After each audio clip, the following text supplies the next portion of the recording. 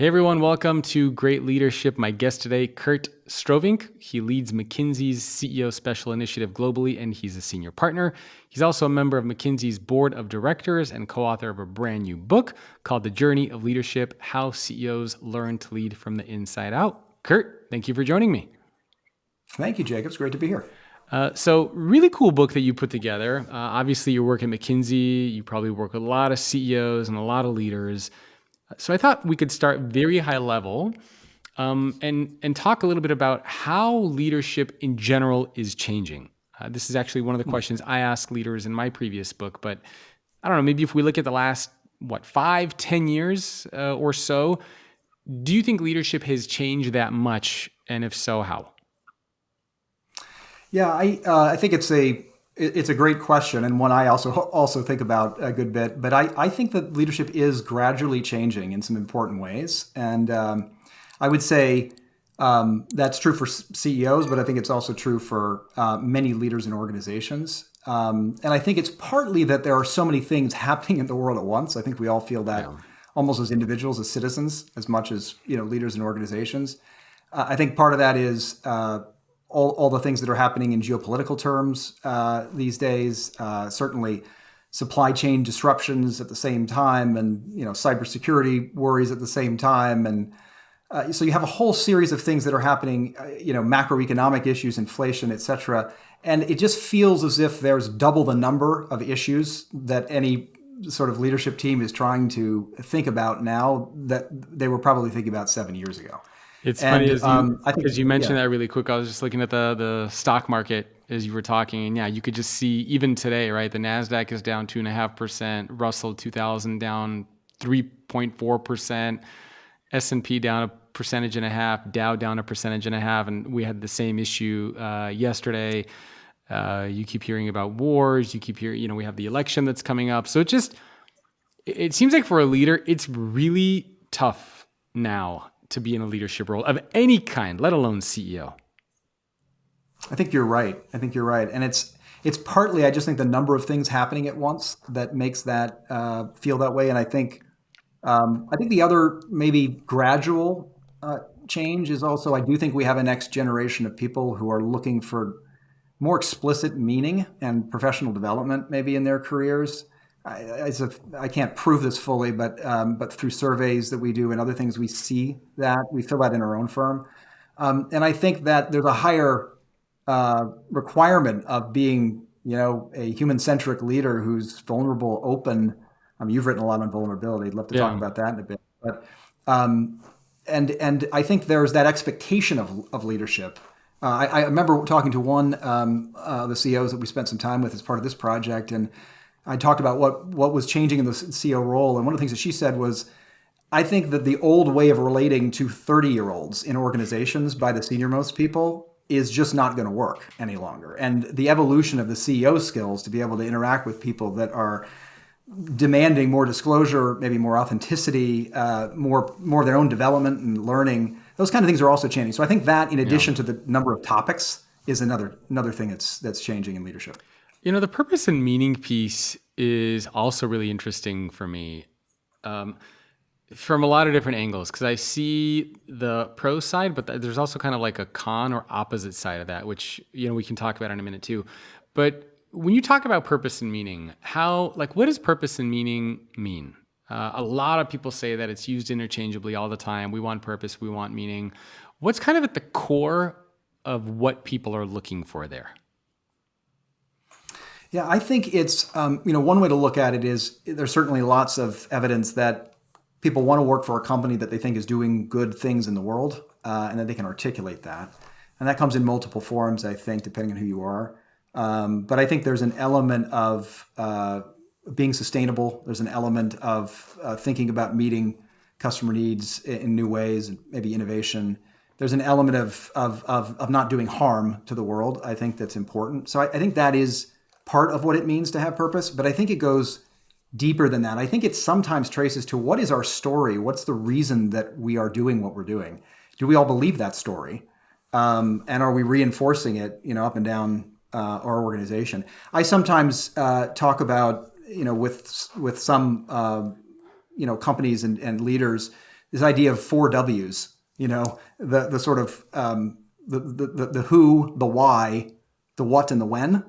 And I think a lot of times leaders will power past the first 2 Ws for the last two, and they'll focus on the what to do and when to do it, as opposed to the why of an organization and the who of the organization. And I think in some of the best leaders I've seen, they focus on the front 2 Ws as well, and they don't, especially in self-directed organizations or ones of high talent. They make sure to put equal focus on the first 2 Ws versus the last two. So I think that's part of purpose and meaning too.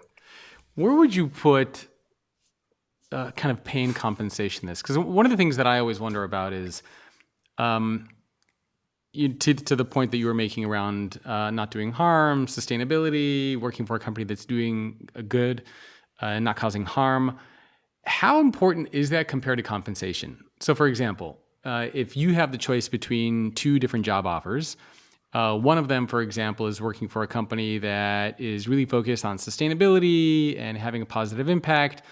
And the other company, it's not that they're doing bad and they're purposely like polluting the environment and, causing harm to anybody, but that's just not their focus, right? They're just focused on whatever it might be, the widgets, the production of whatever it is that they need.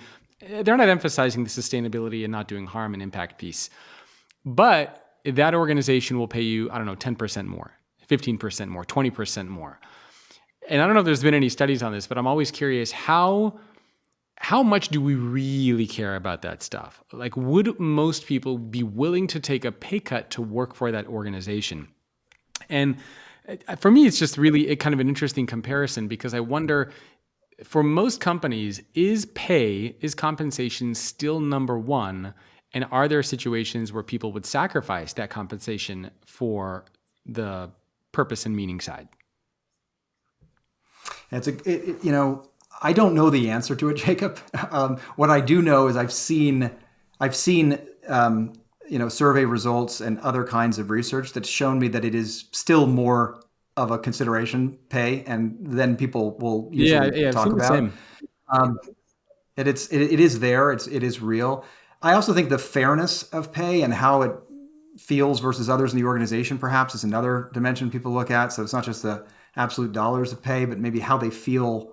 Do they feel recognized? Do they feel compensated for what they're doing? Do they feel like their work is being valued? I think the fairness piece of it also plays a role. Yeah, I was looking at the Gallup Q12, and it's funny because a lot of the Gallup Q12, a lot of the stats that they look at are, do I have a friend at work? Am I being recognized for the work that I'm doing? Is my voice being included in any kind of decisions? And all those numbers are pretty much at like all-time lows across the board. And I think that's a lot of employees care about, right? They want to have a voice. The other really interesting thing I think about purpose and meaning and impact and all those different types of things is we always assume that it's always the company's responsibility for that. What role do the employees play in shaping their purpose and meaning? Because is it fair, for example, for an employee to just show up to a company like McKinsey and say, "Hey, Kurt, I don't really have any purpose and meaning. Can you fix me? Can you take care of that for me?" Because there's only so much the company can do.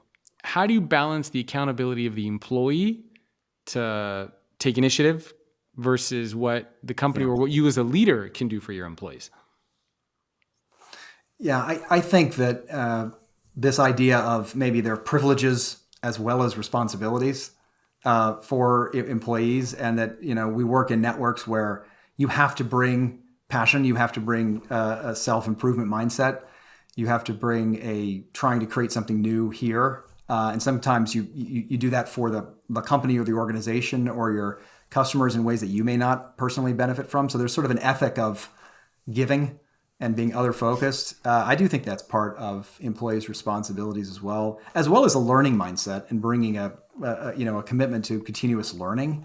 I think that's where talented organizations thrive, when everybody's playing up a level and is really switched on and trying to learn. I also do think, though, it's important for leaders in companies to recognize and take seriously that they're responsible for professional development and sort of shifting the gradient of people's development at companies through time. And you can look at just how steep is that gradient as one indication of whether a company is being excellent, with its employees. So I think it's both.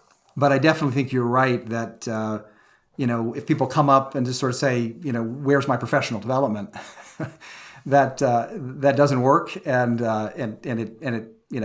it's rarely something that will actually do around to the benefit of the customers or the clients or other things that company is trying to serve ultimately. Do you want to hear something really crazy? 96% of the people who watch videos on this channel are not subscribed. Help me change that number around by subscribing. Yeah, speaking of professional development, the other thing that I've heard is that, and I don't know if you've experienced this at McKinsey for many of your employees, but the other thing that I heard from a lot of CHROs is that oftentimes what a lot of employees will do is they'll complete whatever the development program is and they'll say, where's my promotion?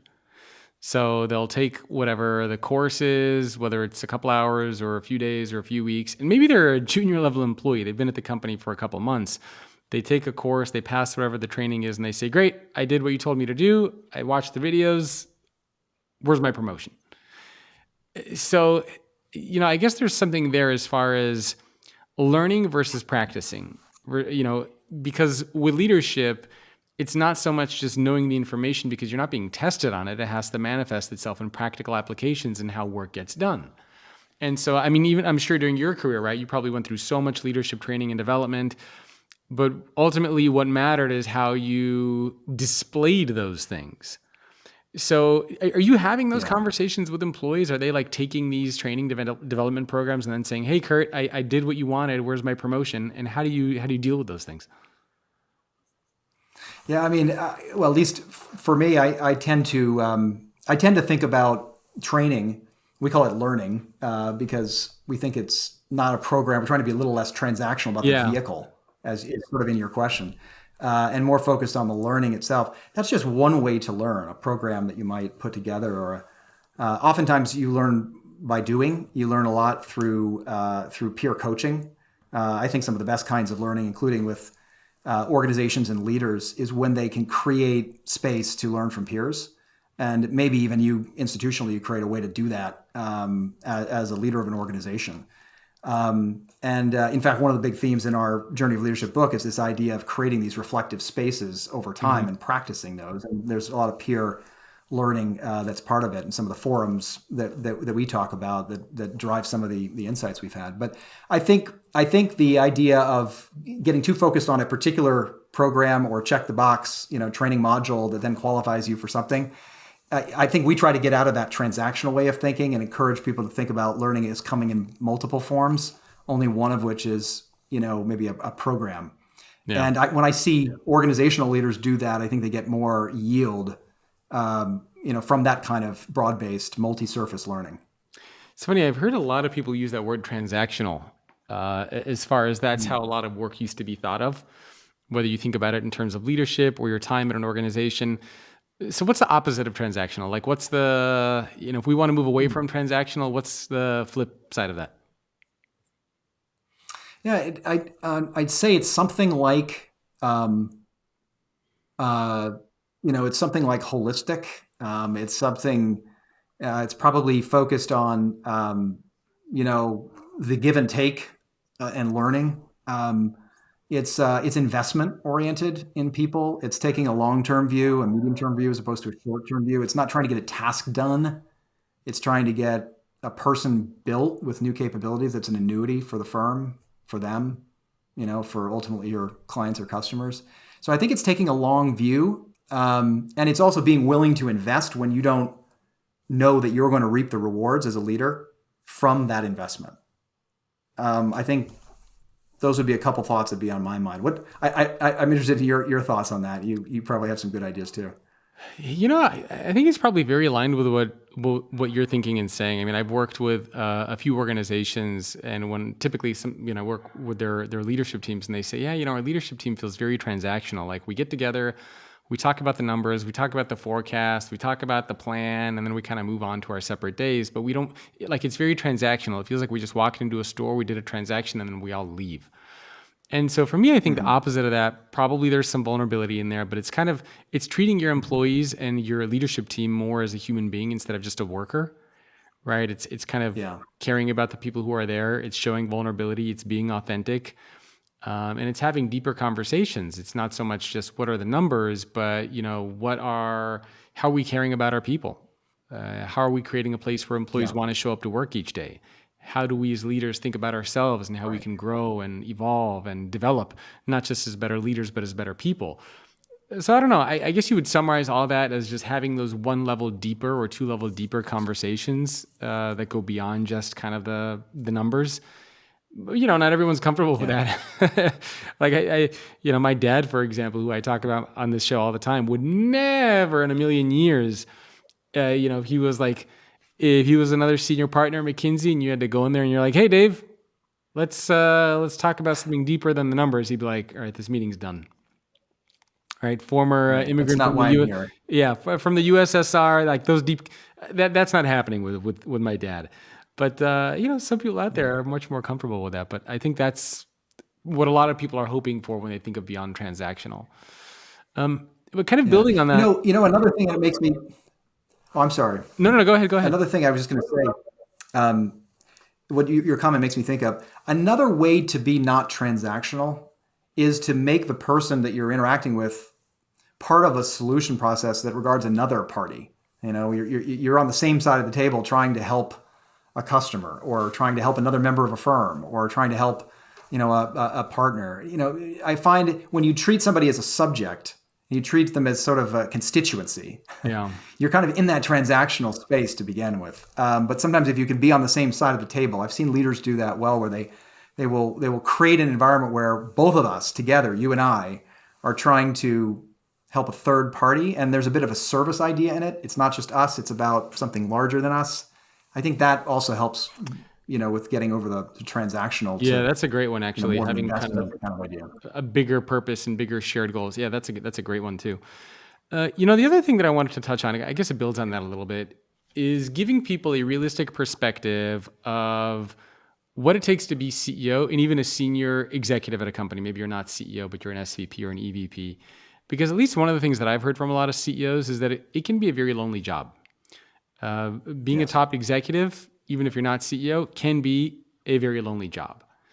And I think the perception for leadership is that, okay, you get into this role and it's this nice cushy role, you're making more money, you got the office, you got this parking spot. And once you get into leadership, you can kind of chill a little bit. But I found that it's the exact opposite. Like the stories that CEOs on this podcast have shared of how hard they've had to work, of the number of hours they've had to put in every week. I just had the CEO of Sam's Club. I mean, the guy is working 60, 70, 80-hour weeks. He's going to visit stores and he brings his kids with him to go to the stores. He's like, yeah, my kids love it. So, he's bringing in his personal to the work. But he's not working 30, 40 hours a week. He's working more than anybody I know. So maybe we could split this up into two parts. One, is leadership a lonely role, especially when you get to that CEO level? And is there anything that you can do to combat that? And then the second part of that, which I'd love to get into, is what does it take to get into that senior executive role from a realistic perspective? Like no BS, how much work, how much time, how much sacrifice? Yeah. Well, so I think you're right that the role has almost a structural kind of loneliness. And why do I say structural? Because there are certain things that only you do. Everybody who reports to you as a CEO, they run incredibly important parts of the organization, but they may not all see the view of the playing field that you see, because you're in a unique position where you're getting data from them. Your board doesn't see what you see in the same way. So there's sort of this asymmetry of information that you have as a CEO up and down. And so it creates a little structural loneliness, I think, just by dint of the role. In fact, something that sometimes what's important to realize as a CEO is that that's not you, that is the role. And the role, needs to be this, but that you experience it maybe at times as being lonely, but it's part of the structure, and maybe learning to use the role in the best way possible to create ends that are of value that sometimes will require you to act independently and sometimes collectively is a way to free yourself from that sense of kind of existential loneliness. Yeah. So I guess to your point, and that's really interesting. So it's just because the more senior you become in an organization, the smaller your group is, right? Because when you're an entry-level employee, there's lots of you. The higher up you go, there's fewer leaders. The higher up you go, fewer. So that I guess that's what you mean from a purely structural perspective. There's just fewer of your peers around. If fewer of your peers, some of the people you used to be peers with now report to you. And then the information that you have is not the same as the board has or the people that report to you at Yeah. N-1. So Okay. you're kind of in this unique space, which is partly that is the role. But I think you're right that can create loneliness. But sometimes I find that it frees you from fear if you realize, well, that's kind of the role and it's nature of the role. I found, at least in the CEOs with whom I've worked, that sometimes thinking about yourself and separating yourself from the role is actually helpful to govern yourself. So But I think it is lonely, as you said. Can you unpack that a little bit more? And even not just for a CEO, even for just senior leaders in general, when you say separate yourself from the role, how do you do that? What does that actually mean?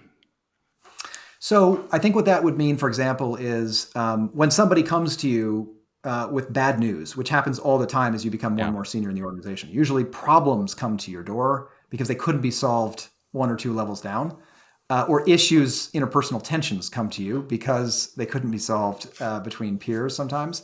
And so you can have this feeling during your whole day, like crisis and problem after problem. And it's tough by the end of the day. You're like, is anything going well? And I think, and you have to sort of, in a way, reinforce your strength and know that that's what it's going to be, not because everything's going badly, but because your role has a structural property where those things, you're like a magnet for those things, and they have to come to you in that way. And so when I say separate yourself from the role, what I don't mean is be this cool, rational person who's not connecting authentically with people. Absolutely not. In fact, the thesis of our book is quite different from that. But I mean, sometimes just allowing yourself to realize that the role attracts certain attention and issues in succession that could otherwise be tiring. If you realize that, and remember, that's not just you or your plight, it's the nature of the role that you're in, I find that people can relax a little bit more. Then they can say, okay, yes, this is the role I play.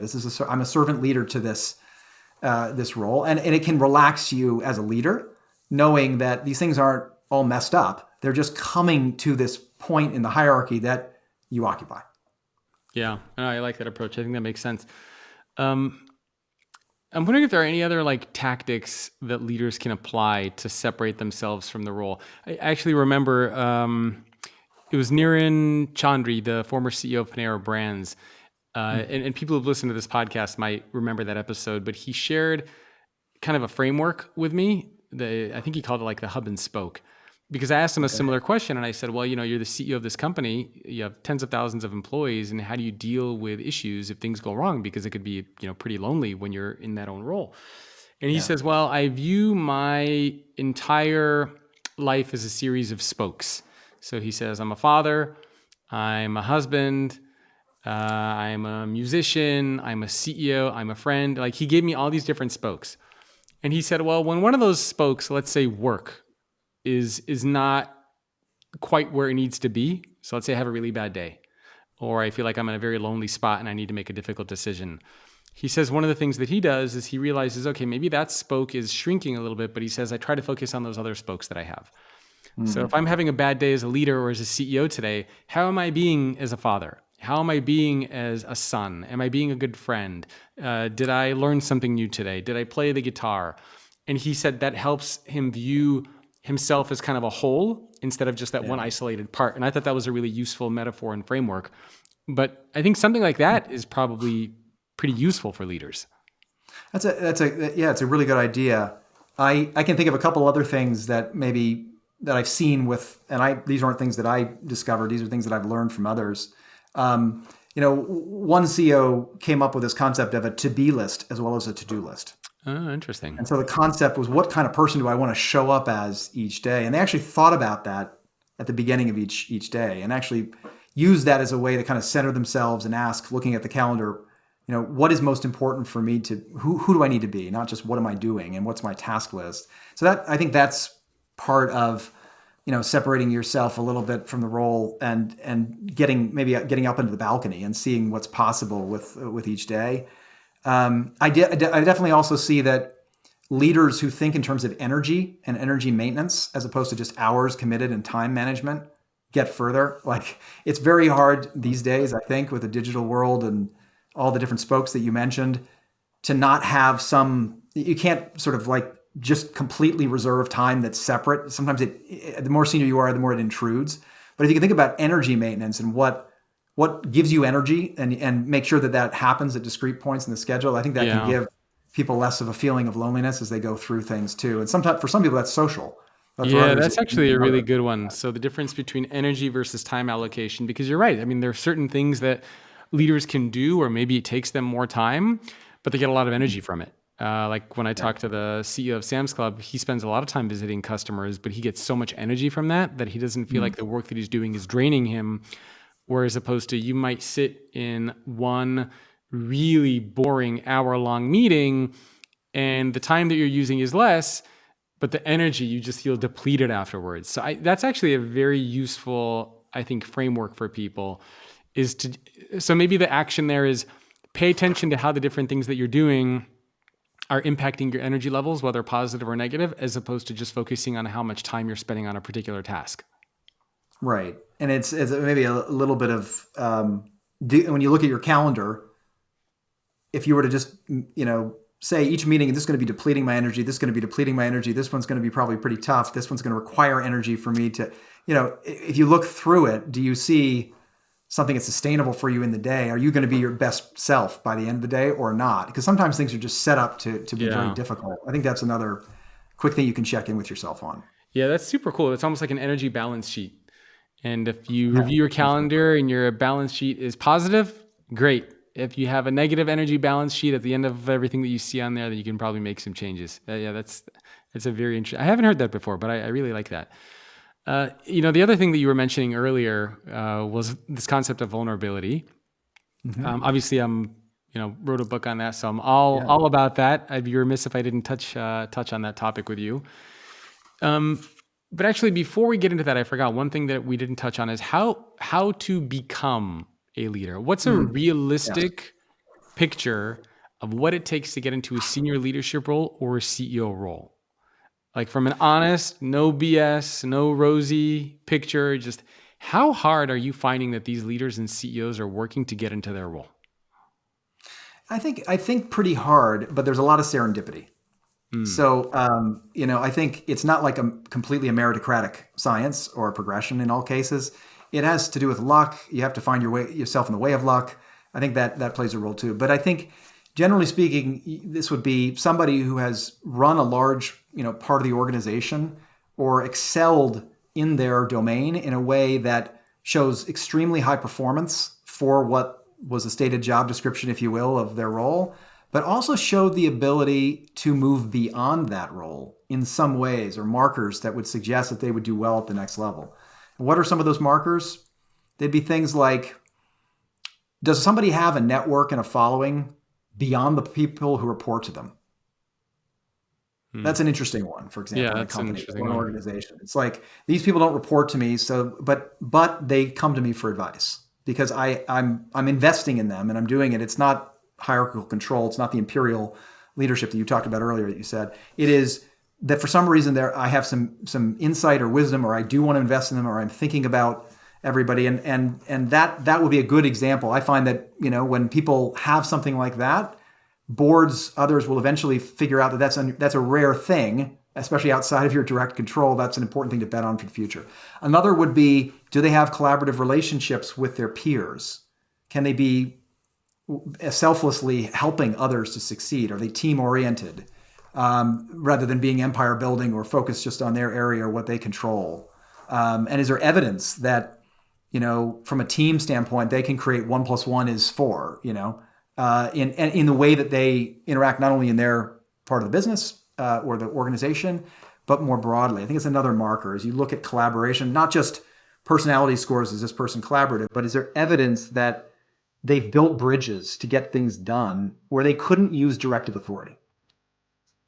Thanks for tuning in. And if you are interested in taking this conversation even further, then make sure to subscribe to Future Ready Leadership Plus, where for a few dollars every single month, you will get access to a bonus episode with every single one of my amazing guests, as well as ad-free listening. And make sure to also join our Future Ready Leadership newsletter, which you can get access to for free by going to thefutureorganization.com/newsletter. Again, That's thefutureorganization.com/newsletter. And if you enjoyed this episode, of course, I and my team, we would love it if you can leave us a review on Apple Podcasts or on Spotify. And please send this episode to somebody who you would like to see become a future-ready leader. Thanks for tuning in. Thanks for listening. Thanks for watching. Now let's get back to the show. Bridge builders. Yeah, I like that one as well. Okay, so let's transition to this idea of vulnerability, and I guess ego and keeping that in check kind of fits into that as well. Why is vulnerability important? This is such a weird topic when it comes to leadership, right? I mean, so many people are not comfortable with it. But I wrote a book on it. You've identified it in your book as being something crucial. What did you find when having these conversations about vulnerability with various leaders and CEOs? I think we found that the more that somebody was able to be vulnerable, the more that was almost a marker that they were they connected with themselves, and then that made it possible to connect with others. Let me simply say it. And that they also could create a situation where not everything had to be perfect. Yeah. And that gave other people, sometimes that reported to them or that were in the organizations, the permission not to feel like they had to be perfect in every possible way.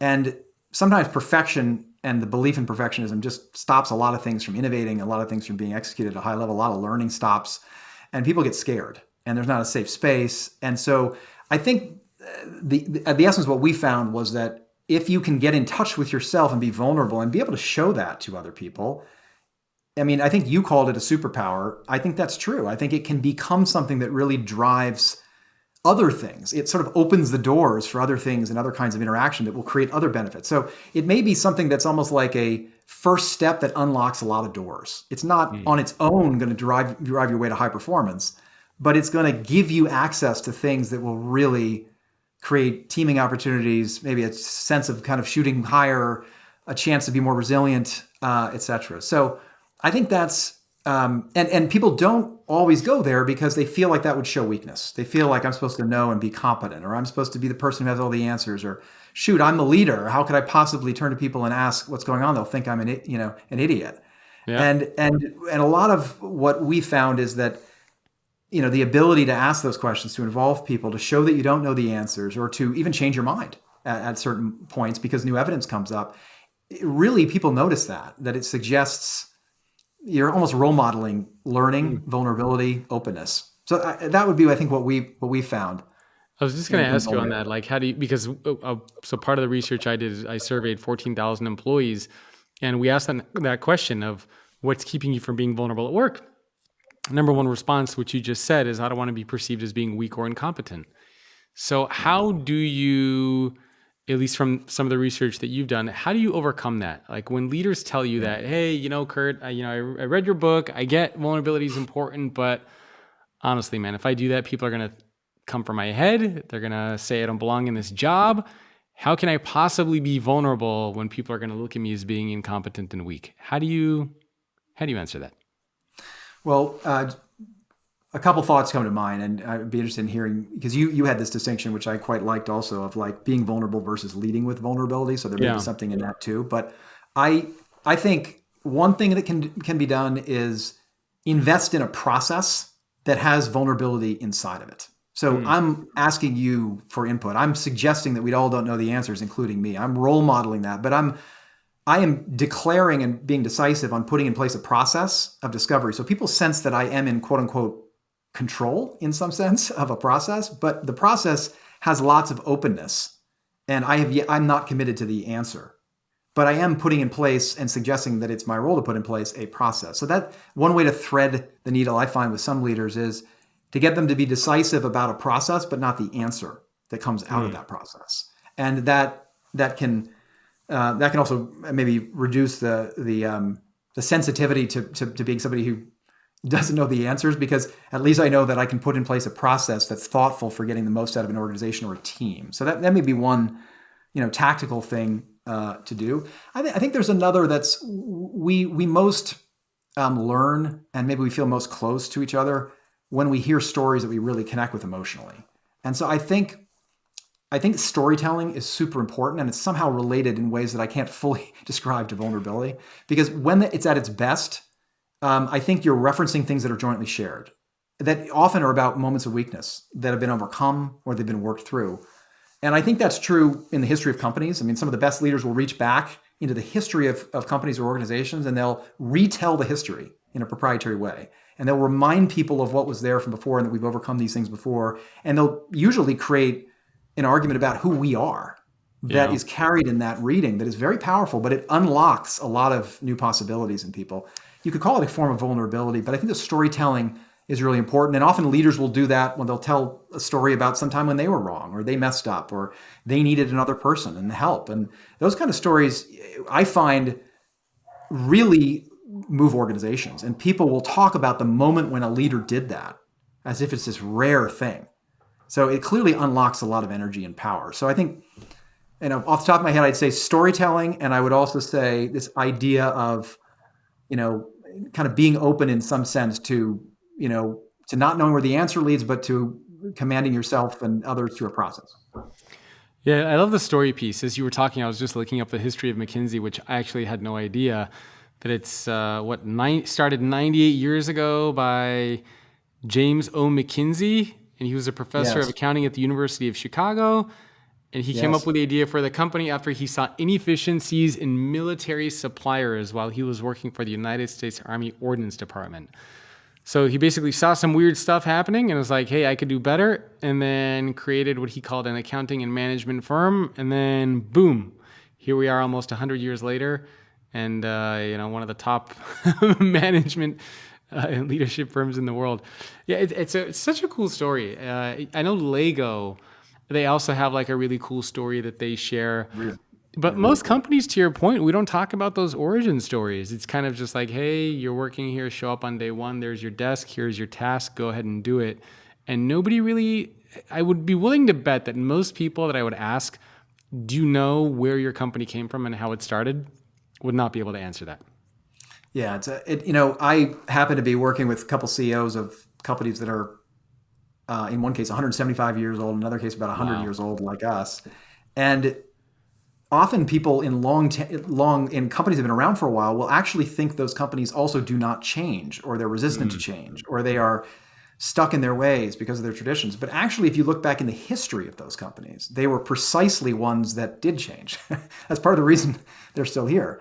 And so sometimes you can go back in the past of companies. This is actually a leadership skill, I think, and become a student of the epochs of the eras of change, and use that as a way to motivate people in the here and now about what is possible for the future. And you're often overcoming, a sense that things can't change in proportion to how long the company's been there. But the reality is the history has actually been one of quite some change. And that's a really interesting path. I am fascinated by the idea that leaders can almost become students of the history of the organizations they lead. And even outsiders, when they come in, I often advise, spend time really getting to know the company, because that'll register in different ways that people don't expect.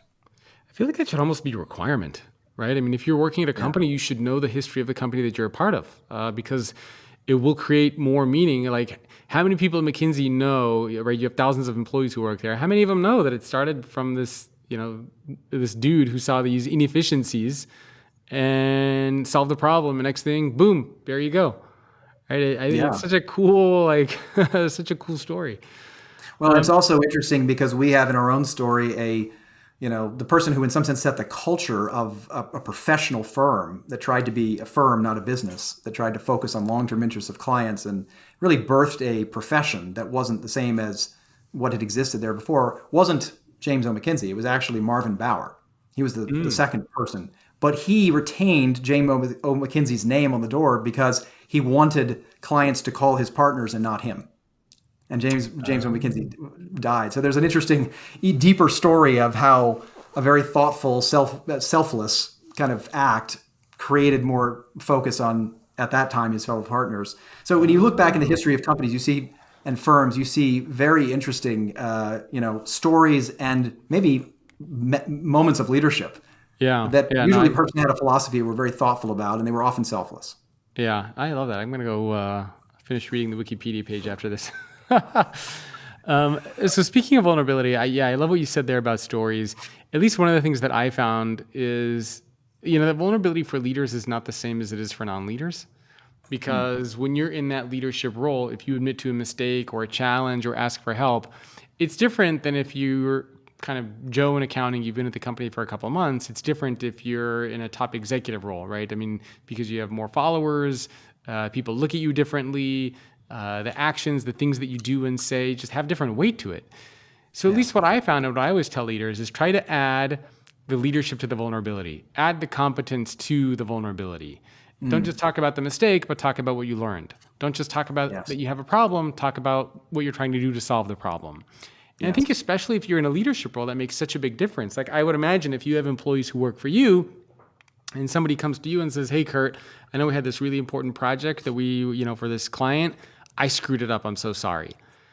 Now, on the one hand, it's great that they have the psychological safety that they could come to you and that you're not going to rip their head off and kick them out into the street.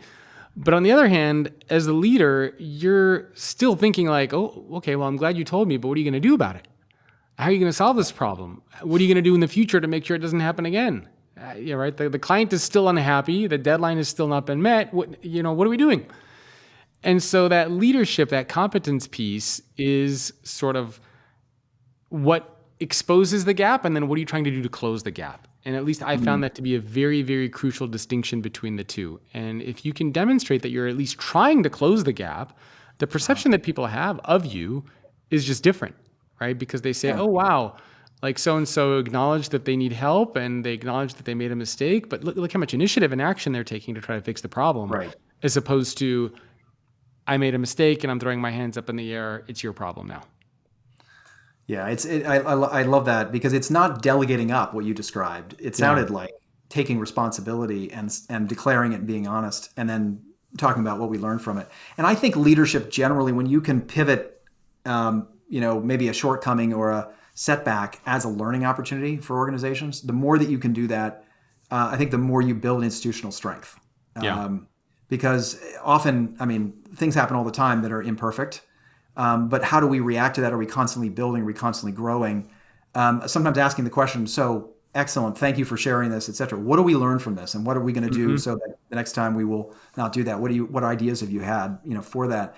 That can be a very powerful, like honoring that it's okay, but then saying, what are we going to build it in? And people will never forget that moment when they weren't criticized, but they were rather, in some sense, inspired to institutionalize a better model. Yep. I know we only have a couple minutes left. I don't know how the time already went by so quickly. But I wanted to use the remaining time that we have. You talk about these 5 balancing acts as CEO. And actually, I guess they can also be applicable to just any leader, right? Or yes. Very much so. Yeah, so let's spend the rest of the time talking about these specific action items if we're able to finish. What are those 5 balancing acts for CEOs/leaders? And do you have any advice on how to effectively balance or manage each one? All right, everybody, my episode with Kurt continues for premium subscribers of Great Leadership Plus on Apple Podcasts. And if you subscribe, you'll get access to the bonus episode as well as weekly bonus episodes. And I know you hate ads. I also hate ads. So if you want to get rid of those ads, you can become one of the premium subscribers. And in the bonus episode, we're going to be talking about these 5 balancing acts that Kurt talks about in his book. So what are those balancing acts that leaders and CEOs need to juggle? So he calls them polarities. So kind of think about 2 different opposing ends of spectrums. There's 5 of them. So we're going to go over what those 5 are, and Kurt will share a few tips on how leaders can actually balance those things effectively. Again, only available as a bonus episode for premium subscribers on Apple Podcasts. So I hope you subscribe. And also, if you want to get access to more content for how you can become future ready, join the newsletter, thefutureorganization.com/newsletter. And if you enjoyed this episode, please send it to somebody who you would like to see become a better leader. And I love reviews. I love comments. So open up Apple Podcasts or Spotify, leave a review if you get a couple seconds. My team and I greatly appreciate it. Thanks for tuning in. Thanks for watching. I'll see you soon.